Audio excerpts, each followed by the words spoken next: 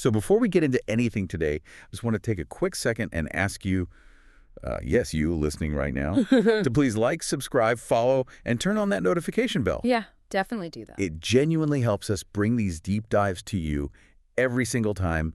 And trust me, you really want those notifications on for the kind of investigations we're doing here. It really does make a huge difference for the show. And speaking of things you've probably been waiting for, we need to address something critical right at the top. Right, the update. Yeah, we have a very specific update on the Martin Stevens versus OpenAI situation. I know a lot of you have been following this closely, so we want to establish the facts before we dive into our main topic today. Absolutely. There's just so much noise out there right now, so let's cut through it. First and foremost, this is not a lawsuit yet. Exactly. We need to be incredibly precise about that. Uh-huh. Currently, there is a voluntary quiet period in effect. Correct. And that quiet period, well, it was specifically requested by Martin himself. Yeah, it's a strategic pause on releasing any new public information or documentation regarding his grievances with OpenAI. Got it. Now, a big part of the internet rumor mill has been hyper-focused on this dead man's switch concept that got brought up in, earlier stages of this conflict. Oh, the dead man's switch, yeah. Right. And for anyone who isn't steeped in the lore of this story, a dead man's switch is essentially an automated system, usually a pre-scheduled email or a script designed to trigger the mass release of highly sensitive or damaging information if the creator fails to log in or check a box every 24 hours. Which is pretty intense. Yeah, people use it as an ultimate insurance policy to ensure their physical or legal safety against powerful entities. Which naturally sounds very dramatic and raises a lot of alarms. But to address the speculation directly, we can confirm today that this so-called dead man switch is currently inactive. Okay, that's huge. It is a vital detail. It means Martin remains both physically and legally safe at this moment. He is not actively holding a digital sword of Damocles over anyone's head, because he doesn't currently feel the need to. That is a huge relief to hear. And we need to strongly emphasize this final crucial point. We absolutely do not know if any settlement discussions are actually underway right now. Yeah, that information is completely locked down. Neither side is leaking. Not a peep. So, just to recap for you, no lawsuit yet. A voluntary quiet period requested by Martin. The dead man switch is completely inactive, and we are entirely in the dark on any potential settlement talks. That is the factual reality of the situation as it stands today. And, we will update you if and when that quiet period lifts. Okay, let's unpack this. Because that intense high-stakes standoff with OpenAI actually sets the stage perfectly for the mission of our deep dive today. It really does. We are exploring another completely fascinating consumer dispute. We're looking at Martin Stevens again, but this time he is aiming at a completely different giant. Oh yeah, he's up against Google. Exactly. Today, we're going to analyze how a seemingly minor refund request, literally over a $20 Google One subscription, escalated into a major, complex legal debate. And our source material today gives us incredible access. We aren't looking at secondary reporting or press releases here. We have the actual email. Yes, we are looking directly at the primary documents, the actual email exchanges between Martin and Google support. But what makes this so compelling isn't just the friction of the dispute itself, it's the unprecedented strategy Martin employs. Right, the AI angle. Exactly. We are going to explore how a consumer used a massive tech company's own artificial intelligence to draft federal consumer law arguments against that very same company. Which is just absolute digital judo. It is brilliant and terrifying all at once. So how does a multi-million-dollar legal threat actually begin? Not with a fancy lawyer, that's for sure. No, it doesn't start with a dramatic cease and desist letter arriving by courier. It starts with a frustrating, incredibly mundane technical glitch. Let's set the scene for you. Martin is using a specific feature in Google's Notebook LM called Audio Overview. To give you some context on why this matters, Notebook LM is an AI tool Google developed to help synthesize information. You feed it your documents, and the Audio Overview feature essentially generates a conversational, podcast-like summary of your notes. Which takes a lot of processing power. A ton. It is computationally incredibly heavy. You are asking the servers to read, analyze, write a script, and synthesize two realistic human voices in real time. So on this particular day, the system is just struggling. It's just having a moment. Right. According to the email logs Martin provided, the audio overview generation fails 3 times in a row. Which, happens, right? We've all dealt with loading screens. But then, on his fourth attempt, it finally processes, and boom. Yep, the lockout. He gets instantly locked out of the system for exceeding his daily AI allotment. Which is especially maddening for him because he had specifically upgraded his Google One plan to a paid premium tier precisely to avoid hitting these exact daily limits. Yeah, that's the kicker. He's paying real money to ensure access. The system completely fails on its end by burning through his quota on error screens, and then he gets punished for it. So understandably, he reaches out to Google support. He explains the failure and asks for a 1-month refund or a credit, just to compensate for the fact that the service he paid for was fundamentally broken. Now, if you're listening to this, you're probably thinking, well, okay, that's a totally standard consumer request. Right, your product broke, I couldn't use it, give me my $20 back. Exactly. And Google support agent, a representative named Czar, responds. We have Czar's email right here. Yeah. Czar explains that Google One purchases are, generally speaking, non-refundable. Standard boilerplate stuff. Yeah, the policy is that the cloud storage and benefits you buy are yours for the full length of the subscription month, even if you cancel early. But Czar adds a caveat. Czar says, I understand your situation, and I'm happy to try and request a one-time courtesy refund for you.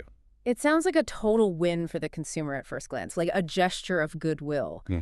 But there is a massive structural catch embedded in this offer, and Czar outlines exactly what this refund entails. And this is where it goes off the rails. Completely. If this courtesy refund is processed, Martin's Google One membership would be canceled immediately, not at the end of the month. Immediately. And we need to be really clear about what immediately means when you are entangled in the Google ecosystem. It's not just the one app. Right. He wouldn't just lose the fancy AI features in Notebook LM. He would lose access to the Google One app entirely. He wouldn't be able to edit or add new files to his Google Drive. He wouldn't be able to back up his existing files. And no access to expert support either. None. And perhaps most punitively, if his existing data usage was over the free 15 gigabyte limit, which it almost certainly is for a power user, he wouldn't even be able to send or receive emails in Gmail until he manually deleted enough files to get back under the free cap. For anyone operating a business or frankly just managing their modern life through Gmail, an abrupt loss of email access is essentially a digital blackout. I mean, think about the logic here for a second. It's like returning defective television to the store because the screen won't turn on, and the store manager says, sure, we'll happily give you a refund for the broken TV, but as a condition of handing you your money back, we also get to shut off your home electricity immediately. Wow, yeah, that is a great analogy. It just seems incredibly disproportionate. You're trying to rectify a $20 billing error on their end, and suddenly your entire digital infrastructure is being held hostage. It is disproportionate, but let me play devil's advocate for a moment and explain why Google's system behaves this way, because it's not actually malicious. Okay, I'm listening. From a database architecture standpoint, cloud platforms operate on incredibly rigid binary flags. You are either a Tier 3 paid subscriber with a flag that says access granted, or you aren't. But they're a trillion-dollar tech company. You're telling me they can't program a simple grace period flag for someone who's being refunded due to an error? I mean, they absolutely have the engineering talent to do it, but at a scale of billions of users, tech companies aggressively eliminate edge cases to reduce technical debt. Ah, so it's a cost thing. Basically, building nuanced logic like, well, this user is being refunded for an error, but still gets to finish the 30 days they already paid for to transition their data that requires complex back-end tracking. Too many moving parts. Right. It's easier and cheaper to build a binary system. The moment the billing API registers a full refund, the database automatically revokes the premium authorization token. The system is built for pure back-end efficiency, not for nuanced customer care. Well, Martin was absolutely not about to accept the "we didn't program nuance" defense. When he's told he has to lose his essential data access just to get his $20 back, he escalates dramatically. Oh, let me read that. He pushes back on this logic, and he explicitly labels this policy a refund loop. The refund loop is a fascinating concept.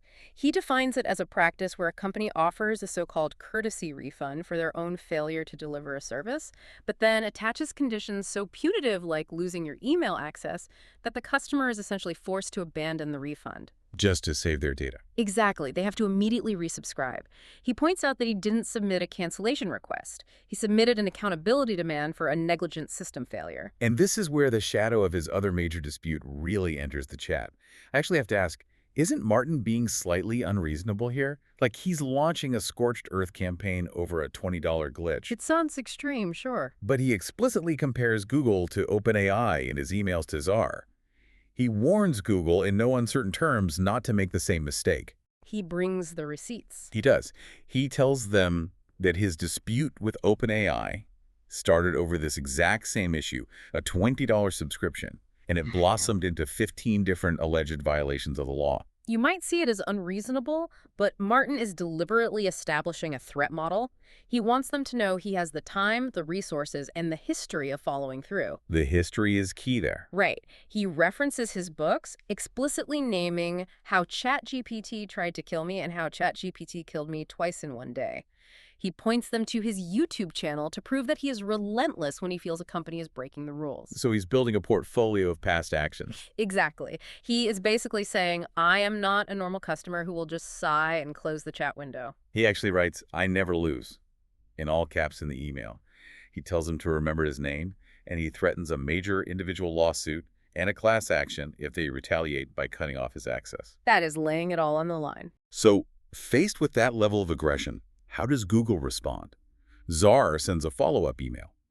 And interestingly, Google actually concedes a major point. They acknowledge that the Notebook LM outage was a recognized, known engineering issue on their end. But regarding the immediate cancellation policy, they basically say their hands are tied. Right. Czar writes that the removal of benefits upon a refund is entirely system-driven. The human support agents physically do not have the administrative dashboard ability to maintain a premium membership once a full refund has been triggered. So the computer is the boss. Basically, the system literally won't let the human overwrite it. Okay, but I have to push back on Google here. Anyone who has ever dealt with a corporate wall knows this excuse. The computer says no. The classic defense. But if a company purposely programs its own software to act in a way that disadvantages the consumer, they cannot turn around and use that exact same software as a shield for their behavior. Yeah. That is like a bank programming its ATMs to occasionally eat your debit card, and when you complain, the teller says, well, sorry, the machine eating cards is system-driven, there's nothing we can do, you built the machine. What's fascinating here is that gets right to the heart of the friction in modern commerce. You have a massive corporation that relies on automated systems for scale. They need rules that apply seamlessly without human intervention. Right, for billions of people. But on the other side, you have an individual consumer demanding localized human accountability. And from a strictly legal standpoint, you are right. Internal technical limitations or API restrictions do not absolve a company of its consumer protection obligations under federal law. Which is exactly what Martin sets out to prove. Yeah. And when the human support agent claims the system won't let them fix the issue, Martin does something incredibly modern. This is the crazy part. He stops yelling at the human, and he turns to Google's own AI system, Gemini, to prove that the human system is breaking the law. This is the turning point where the story shifts from a frustrating customer service nightmare into something entirely new. Martin takes Google Support's own words, Czar's exact explanation of the system-driven policy, feeds them into a prompt in Gemini, and asks the AI to analyze the legalities of that exact policy. From a consumer rights perspective. Exactly. He literally warns Google in his next email, saying, your system is not loyal to you, IT has access to the law. And then he pastes in what Gemini generated. And Gemini didn't just summarize things. Oh, it went deep. It drafted distinct, highly structured federal legal arguments against its parent company.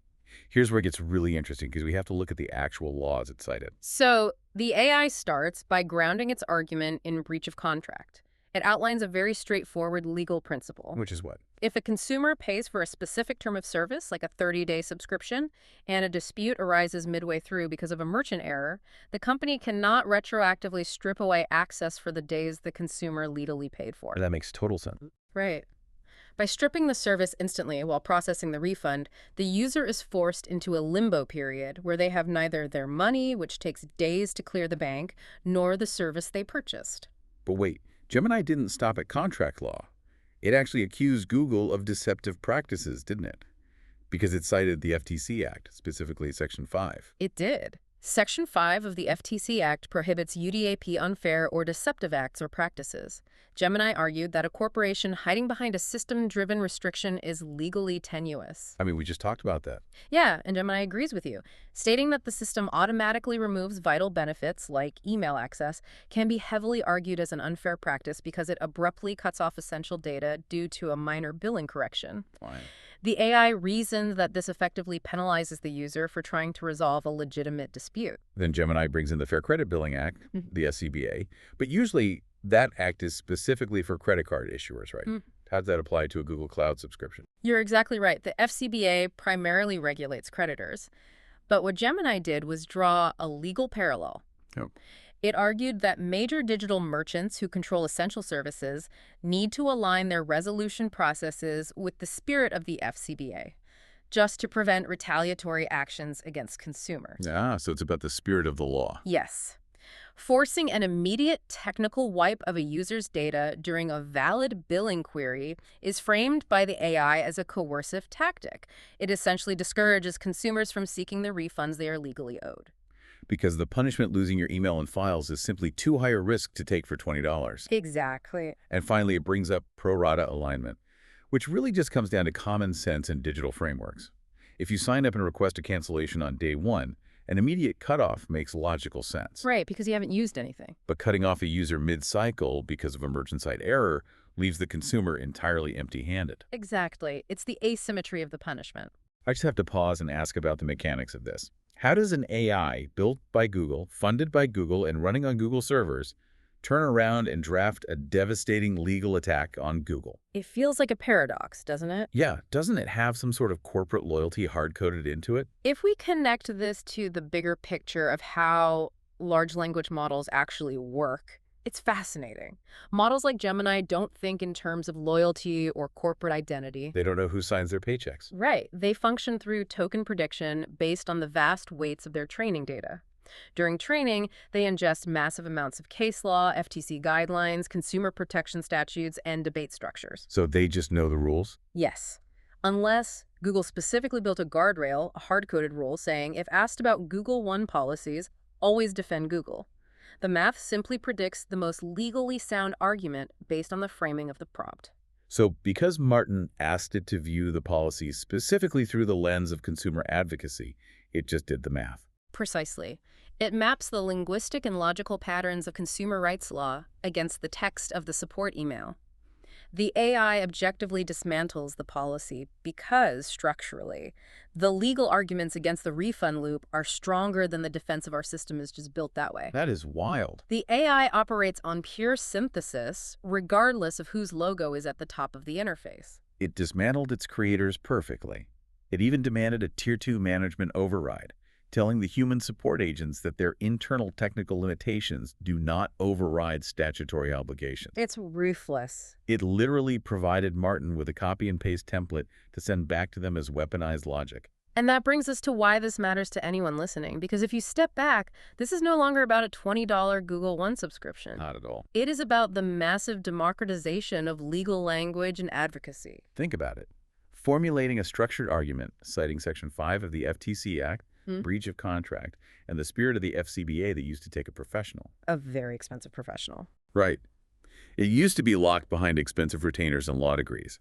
Now, a determined consumer can sit at their keyboard at 2 in the morning, outline a grievance, and have an AI structure it into a coherent, statutorily backed argument in seconds. It allows the average person to punch way above their weight class. Historically, massive, rigid corporate systems relied on a simple assumption. They will just give up. Exactly.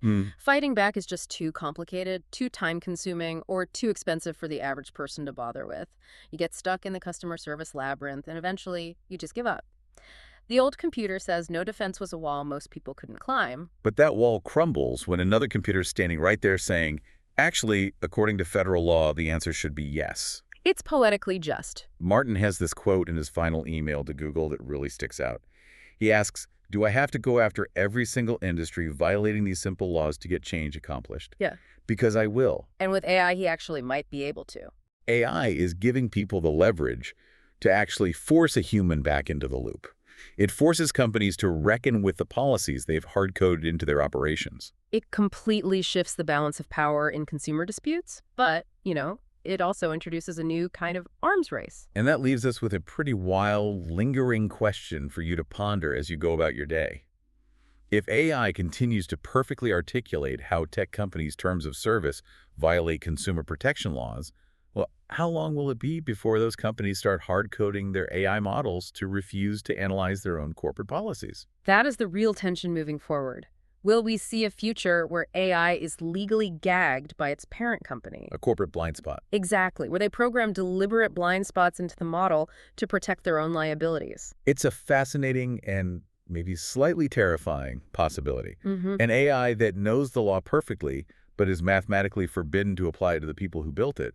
A modern Goliath making absolutely sure that David can never reach the blueprints again. We'll have to wait and see how the tech giants respond. We certainly will. Thank you so much for joining us on this deep dive.